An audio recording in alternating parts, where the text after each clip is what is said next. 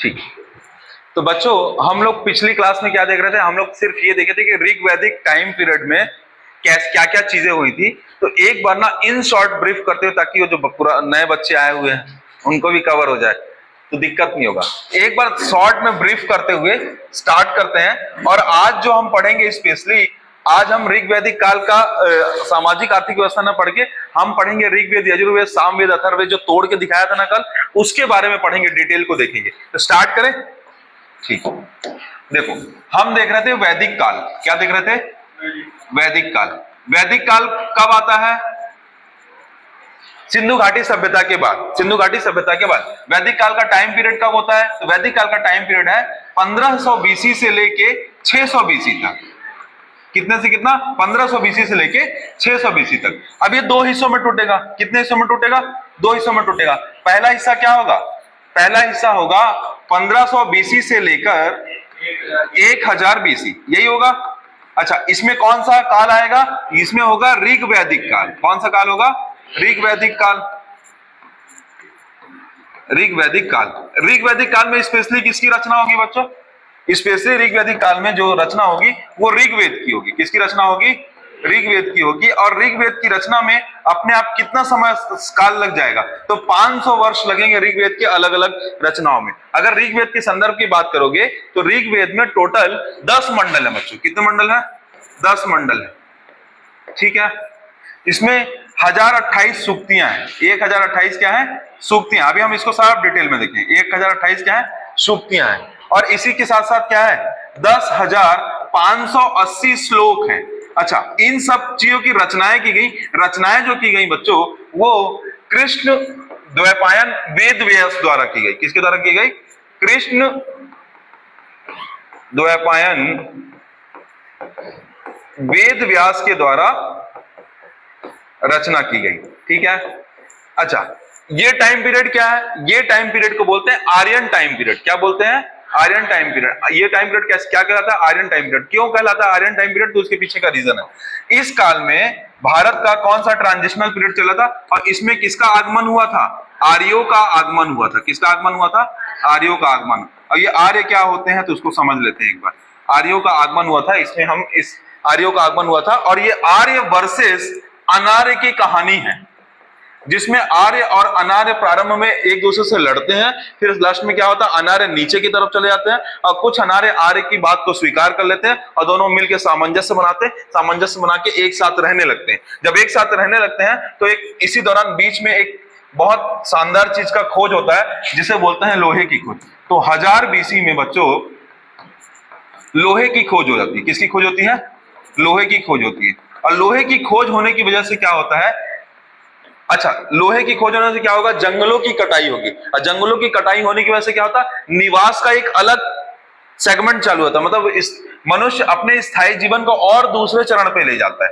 जब स्थायी जीवन को दूसरे चरण पर लेके जाएगा तो एक नया चीज चालू हो जाता है, जिसे बोलते हैं 1000 बीसी से लेके 600 बीसी तक एक नया सेगमेंट चालू हो जाता है, जिसे कहते हैं उत्तर वैदिक काल। क्या कहते हैं? उत्तर वैदिक काल। अच्छा, ये जो उत्तर वैदिक काल है ये क्या है? तो ये यहाँ पे आर्य और अनार्य के लेके बात चल रहा था। यहाँ आर्य और अनार्य एक साथ हो जाएंगे और बहुत सारी चीजें होंगी इस दौरान। बहुत सारे वेद बनेंगे। तो यजुर्वेद सुनते चलिए अभी, सामवेद, अथर्ववेद, फिर उसके बाद क्या? ये 3 वेद की रचना होगी इस टाइम। फिर बनेगा अरण्यक, फिर होगा उपनिषद, फिर संहिता, इसके अलावा आएंगे वेदांग, इसके अलावा आएंगे पुराण, इसके अलावा आएंगे महाकाव्य। इन सब चीजों की रचनाएं कब होगी? उत्तर वैदिक काल में होगी। जो भी आप ऋग्वेद, यजुर्वेद, सामवेद, अथर्ववेद पढ़ते हो, जिसमें ऋग्वेद कब बना है? ऋग वैदिक टाइम पीरियड में। और बाकी जितने वेद बने कब बने? उत्तर वैदिक काल में। बच्चों इस दौरान स्पेशली एक चीज आएगी जिसे कहेंगे वर्ण व्यवस्था। क्या कहेंगे? वर्ण व्यवस्था।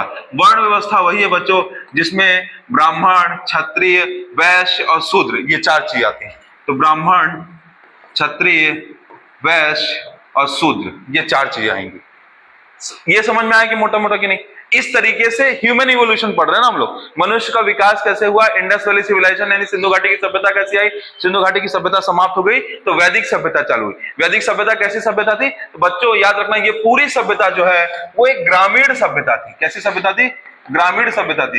ये ग्रामीण सभ्यता प्रारंभ में ग्रामीण रहेगी, धीरे धीरे ये ग्रामीण के लोग शहरी होते जाएंगे। क्या होते जाएंगे, शहरी होते जाएंगे। और शहरी होते होते इसका जो अगला चरण होगा बच्चों, जो कि अलग से होगा, वो होगा महाजनपद काल। क्या होगा, महाजनपद काल। महाजनपद काल। ये महाजनपद काल क्यों होगा, क्योंकि हजार टाइम पीरियड में लोहे का आविष्कार हो गया है। लोहे से तलवार बनेगी, तलवार से कटार, ढाल, राज्य का कॉन्सेप्ट आ जाएगा। लोग राजा बनना चाहेंगे, राजा बन के राज करना चाहेंगे। इसी राजक्रम में 16 महाजनपद बनेंगे। कितने महाजनपद बनेंगे, और 16 महाजनपद आपस में लड़ेंगे और लड़के 2 महाजनपद निकलेंगे। एक उज्जैनी निकलेगा और एक निकलेगा मगध, और मगध और उज्जैन के बीच फिर लड़ाई होगी, विनर होगा मगध।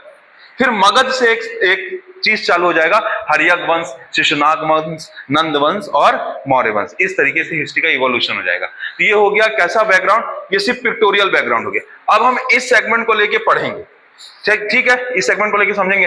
तो पहले हम समझते हैं क्या पढ़ेंगे। तो देखिए, ये है भारत। इस भारत में क्या होने वाला है, देखिए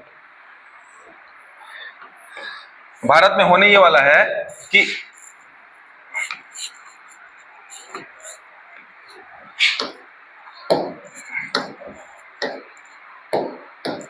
पहले सिंधु घाटी की सभ्यता कहां जन्म ली थी। तो बच्चों सिंधु घाटी की सभ्यता कहां पे थी, इंडिया में थी, पाकिस्तान में थी और अफगानिस्तान में थी। 3 जगह थी, यही 3 जगह थी। और फिर अगर देखोगे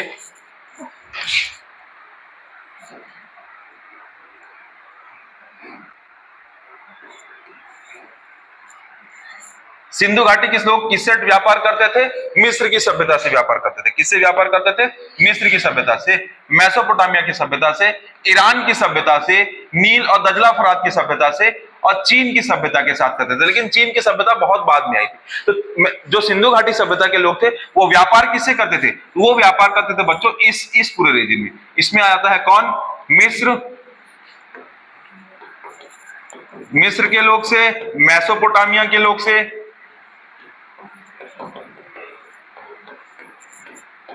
नील और दजला फरात के लोगों से यहां करते थे। अब क्या था, कहीं ना कहीं ये लोगों का इन लोगों के साथ इंटरेक्शन था। अब क्या हुआ, जब ये सभ्यता पूरी तरह समाप्त हो गई तो कौन सी सभ्यता जन्म ली है, वैदिक सभ्यता आई है। वैदिक सभ्यता का ही कौन सी सभ्यता की जगह है, सिंधु घाटी की जगह कौन से लोग आ गए हैं, वैदिक लोग आ गए। सिंधु घाटी की सभ्यता कब समाप्त हुई थी, तो 2500 बीसी से लेके कहां तक चली थी बच्चों, 1700 बीसी तक चली थी। और 200 साल इसको खत्म होने में लगा था, 200 साल। और जैसे 200 साल खत्म होने में लगा तो कौन सी सभ्यता आ गई, वैदिक सभ्यता आ गई। कौन सभ्यता आ गई, वैदिक सभ्यता। 2500 से 1700, 200 साल खत्म होने में लगा। 1500 से 600, 1500 से 600 कितने हिस्सों में टूट गया, 2 हिस्सों में टूट गया। यानी इस वाले क्षेत्र में जो सिंधु घाटी सभ्यता के लोग रहते थे वहां के लोग अब समाप्त हो गए हैं। अब यहाँ पे नए लोग आना चालू होंगे। तो जो नए लोग आना चालू हुए वो कौन थे, वो अनार्य थे और आर्य थे। तो जो भारत में पहले से रह रहे थे, क्या बोल रहा हूं बच्चों, जो भारत में पहले से रह रहे थे, भारत में ऐसे लोग जो भारत में पहले से रह रहे थे वो क्या कहलाए, अनार्य कहलाए। क्या कहलाए, और जो भारत में बाहर से आए वो क्या कहलाए, आर्य कहलाए। लेकिन ये भारत में बाहर से आए हैं इसके संबंध में भी थ्योरी है। कोई लोग बोलते नहीं भारत में बाहर से नहीं आए, भारत के लोग ही थे, वो थे, पर ऐसा नहीं है। मैक्स मुलर नाम के एक व्यक्ति हैं जिन्होंने क्या बोला कि मैक्सिमम लोग कहां से आए, तो मैक्सिमम लोग मिडिल एशिया से आए। कहां से आए हैं, मध्य। इसमें 8 सिद्धांत है बच्चों, मैंने बताया था ना। बाल गंगाधर तिलक बोलते हैं क्या, कि ये व्यक्ति ध्रुवों से आए थे, यानी कि कहां, रूस से आए थे आर्य लोग। कोई क्या बोलता है, दयानंद सरस्वती क्या बोलते हैं, ये नेपाल से आए थे। कोई बोलता है भाई ब्रह्म ऋषि देश से आए थे। ब्रह्म ऋषि देश मतलब यहीं के लोग थे। सरस्वती नदी और गंगा नदी के बीच के जितने लोग थे वही लोग आर्य कहलाए। पर अंत में कौन सी थ्योरी सबसे ज्यादा मानी जाती है, मध्य एशिया से। कहां से, मध्य एशिया से। कोई बोला मुल्तान से आए थे, कोई बोला सिंधु घाटी सभ्यता के लोग ही आर्यंस कहलाए। ऐसा नहीं था, सभी सभ्यताएं, सभी चीजें को अमान्य कर दिया गया। तो सर्वाधिक मान्य कौन था, मध्य एशिया। यानी कहने का मतलब है आर्यन लोग कहां से आए थे, बाहर से आए थे। वो बाहर कहां था, मिडिल एशिया। कहां था, जब ये आर्य आएंगे बच्चों, तो आर्य आएंगे तो बाहर से आएंगे तो इनके ये अपने साथ एक टेक्नोलॉजी लेके आएंगे। कैसे टेक्नोलॉजी लेके आएंगे तो समझिएगा।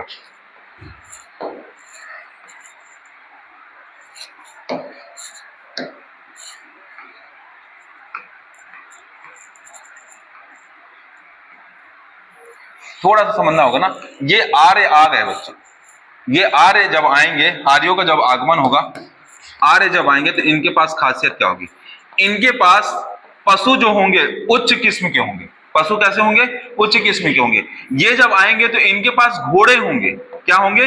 घोड़े होंगे। ये भी कैसे होंगे? उच्च किस्म के होंगे। इनके पास जब धीरे धीरे इनके पास जो भी पत्थर के हथियार और लकड़ी के हथियार हुआ करते थे, वो हथियार कैसे थे? उच्च किस्म के थे। किनके पास? आर्यन के साथ। ये नॉर्डिक रेड प्रजाति के लोग थे। कैसे थे? नॉर्डिक रेड प्रजाति के लोग थे, यानी ये लंबे लंबे, ऊंचे ऊंचे, सफेद, गोरे गोरे थे। तो ये क्या बोलते थे यहाँ के लोग आके? हम आपकी तुलना में श्रेष्ठ हैं, आप हमसे सीखिए, आप उतने बुद्धिजीवी नहीं है। ये किसको बता रहे हैं? अनार्य को बता रहे हैं। अनार्य कौन है? जो भारत में पहले से रह रहे हैं। ये क्या हुआ? ये नॉर्डिक रेड प्रजाति के लोग थे। तो ये अपने आप को क्या बोले? उत्तम बोले। अपने आप को और क्या बोले? श्रेष्ठ बोले। कौन लोग वैसा बोला? आर्यंस ने बोला। आर्यंस ने अपने आप को ये कहा। और आर्यंस वर्सेस अनार्य की लड़ाई हुई, अनार्य हुआ। तो कुछ अनार्य ने क्या किया? आर्यों की बात को मान लिया। जो अनार्य ने आर्यों की बात को माना वो कहलाए दस्यु या कहलाए दास। क्या कहलाए? दास या दस्यु कहलाए। और जो अनार्य बात नहीं माने वो क्या किए? वो इनसे लड़े। उनसे लड़ने के बाद कुछ अनार्य नीचे भाग गए। नीचे कैसे भाग गए? तो आप देखिए, इंडिया में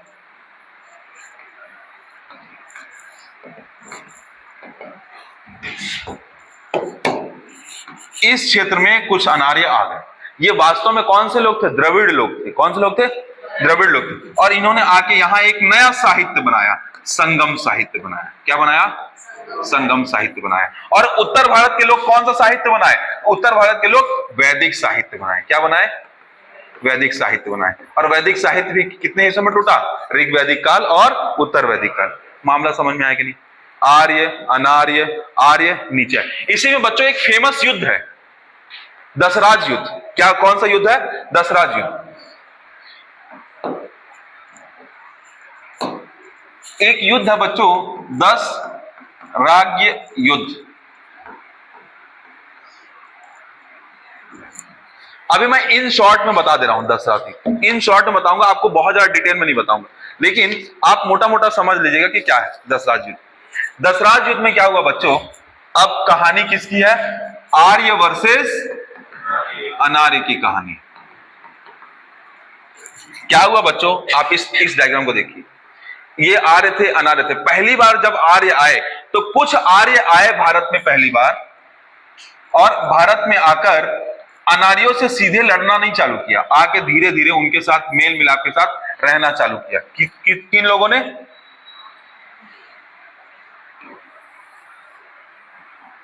कुछ आर्यंस चुपचाप आके कहां रहना चालू किए?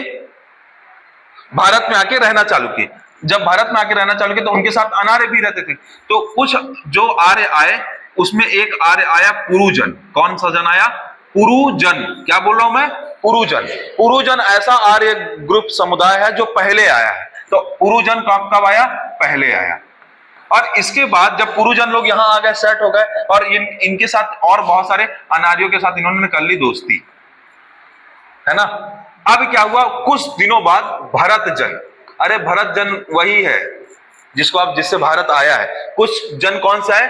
भरत जन। भरत जन दूसरा आर्य समुदाय था। ये पहला आर्य कबीला आया, कहां आया? पुरुजन के नाम से। दूसरा आर्य कबीला कब आया? उसके बाद आया। जब दूसरा आर्य कबीला आया तो ये पुरुष से लड़ाई करना चालू किया। क्यों लड़ाई करना चालू किया? तो भरत जन के राजा का नाम था सुदास। क्या नाम था? भरत जन के राजा का नाम क्या था? सुदास था।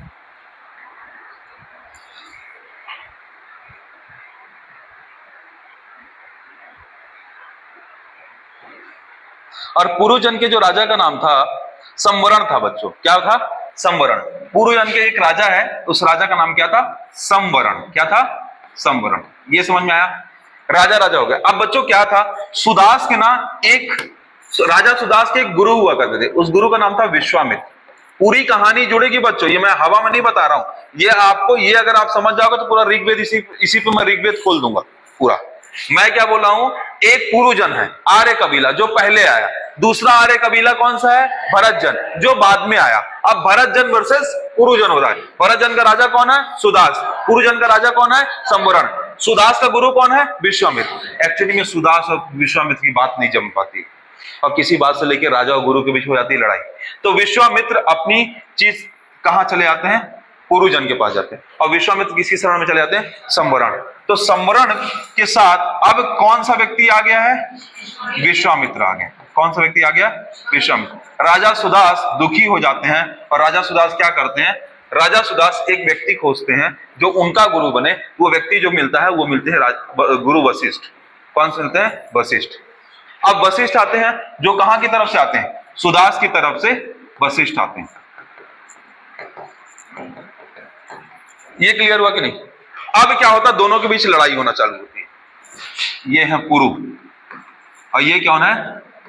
भरत। अब भरत क्या करते हैं? भरत अपने पड़ोसी सिर्फ एक आर्य भाई से सहयोग लेते हैं। और पुरु के पास क्या होता है? पुरु के पास सहयोग के लिए 5 आर्य समुदाय और 5 अनार्य समुदाय होते हैं। ये आर्य के साथ ही और अनार्य लोग भी रह रहे हैं ना, तो टोटल कितने लोगों का ग्रुप हो गया? 10 लोग का ग्रुप हो गया। पहले लोग कबीलाई संस्कृति में रहते थे। सबसे पहले लोग कैसे रहते थे? कबीला बनाकर। पहले लोग परिवार में रहे, फिर परिवार से क्या बनाए? कुल बनाए, फिर कुल से क्या बना? ग्राम बना, फिर ग्राम से क्या बना? विश्व बना, विश्व से क्या बना? जन बना, जन से क्या बना? महाजनपद बना, जो कि राष्ट्र कहलाए। वापस से ध्यान से सुनो, कहां कान ना गलत खोल के। सबसे पहले क्या बना? परिवार। परिवार का प्रमुख मुखिया। परिवार प्लस परिवार मिलकर क्या बना? कुल। कुल का प्रमुख कुलप। कुल प्लस कुल मिलकर क्या बना? विश। विश का प्रमुख विशपति। ठीक है, या नहीं, कुल प्लस कुल मिलकर बना ग्राम। ग्राम का प्रमुख ग्रामणी। ग्राम प्लस ग्राम मिलकर क्या बना? विश। विश का प्रमुख विशपति। और फिर विश और प्लस विश मिलकर क्या बना? जन। तो जन का प्रमुख राजन, या इस तरीके से जनपति। और जन प्लस जन मिलकर क्या बना? महाजनपद। तो उसका प्रमुख राजन। ठीक है, तो अब देखो क्या हुआ? 5 आर्य का ग्रुप और 5 अनार्य का ग्रुप वर्सेस 2 आर्य का ग्रुप। भरत जन को एक और आर्यन कबीला है जो सहयोग करता है। अंत में क्या होता है? अब देखो, एक तरफ 10 लोग मिलकर लड़ रहे हैं एक आदमी से, एक तरफ, लेकिन अंत में विनर होता है ये भरत जी। जीत जाते हैं, भरत जन जीत जाते हैं। क्यों जीत जाता है? प्रश्न ये उठता है। बाद का आर्य समुदाय है, ज्यादा अच्छा पशु, ज्यादा अच्छे घोड़े, ज्यादा अच्छा हथियार। बाद में आया ना, टेक्नोलॉजी लेके आया, तो टेक्नोलॉजी लेके आया, इससे लड़ाई करेगा और भरत जन जीत जाते हैं। भरत जन जीतते हैं तो उसके गुरु कौन रहते हैं? वशिष्ठ। कौन रहते हैं? ये वशिष्ठ जो होते हैं ऋग्वेद का 7वां मंडल लिखते हैं।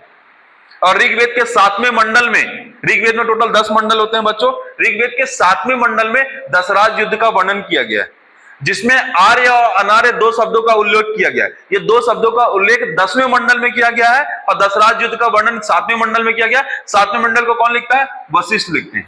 और विश्वामित्र कौन है? जिन्होंने ऋग्वेद का 3रा मंडल लिखा है। जिन्होंने ऋग्वेद का 3रा मंडल लिखा है। वो 3रे मंडल में क्या लिखा है? गायत्री मंत्र, ओम भूर्भुवस्वः तस्य वितुर्वरेण्यं भर्गो देवस्य धीमहि धियो यो न प्रचोदयात्। किसने लिखा है? समझ आया? जुड़ गया सब? अब देखो, तो ये कहानी समझ में आई कि नहीं आई? आर्य अनार्य लड़ाइयां हुई, ये दशराज युद्ध हुआ। दशराज युद्ध में कौन व्यक्ति जीता?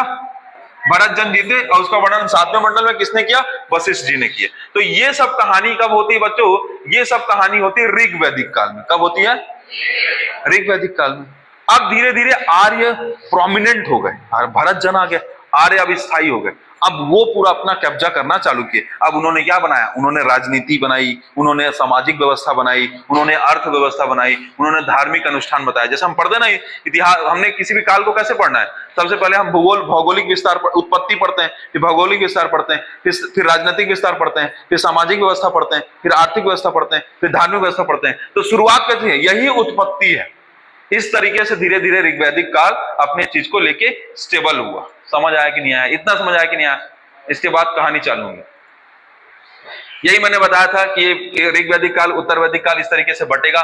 बटने के बाद कहां के लोग कहां से स्पेशली आए हैं? तो मध्य एशिया से आए हैं। कहां से आए हैं? मध्य एशिया से आए। कौन? आर्यंस कहां से आए हैं? मध्य एशिया से आए। आगे देखो, तो ये ऋग वैदिक काल की शुरुआत हम आर्यन सभ्यता, आर्य लोगों के इतिहास के बारे में अध्ययन करते हैं, जहां आर्य शब्द का अर्थ क्या होता है? श्रेष्ठ, उत्तम, कुलीन, उत्कृष्ट, अभिजात्य।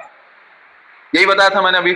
आर्य लोग क्या होते हैं? श्रेष्ठ मानते हैं खुद को। सिंधु घाटी सभ्यता के पतन के मानवीय कारणों के बाद आर्यों का आगमन हुआ। अब देखिएगा आगे, देखिए अब ये मैंने कल नदी का नाम बताया था। जहां आर्यों का आगमन हुआ, जहां आर्य रहते थे, वहां 7 अलग अलग नदियां बहती थी। तो जिसमें एक नदी का नाम क्या है? चिनाब। चिनाब बोले तो अस्कनी, इसका पुराना नाम क्या था?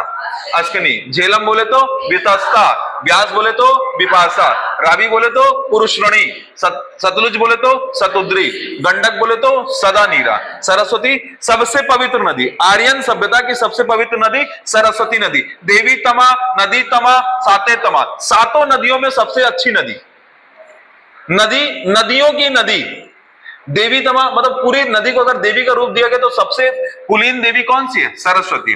गोमल, गोमती, सिंधु, इंडस। ये कल मैं याद कराया था आपको, याद कराया था कल। तो मैंने बेसिक नहीं बताया था उत्पत्ति कारण, तो आज उत्पत्ति बता दिया। अभी मैंने बताया ना कौन लोग कहां से बोले। मैंने बोला दयानंद सरस्वती कहां से बोले? नेपाल और तिब्बत वाले क्षेत्र से। यहाँ नेपाल भी होगा, नेपाल और तिब्बत क्षेत्र। बाल गंगाधर तिलक क्या बोलते हैं? ध्रुवों से या आर्कटिक प्रदेश से। व्हीलर क्या बोलते हैं? यूरोप से। मैक्स मुलर क्या बोलते हैं? मध्य एशिया से। यही इंपॉर्टेंट है। आर्यन लोग कहां से आए थे? मध्य एशिया से। ठीक है, देखिए आर्य समझ गया कौन है? जो पहले आए थे। अनार्य जो भारत में रह रहे थे। दस्यु जिन आर्यों ने जिन अनार्यों को दास बनाया, वो क्या कहलाए? दस्यु कहलाए। एक सेकंड ना बच्चों,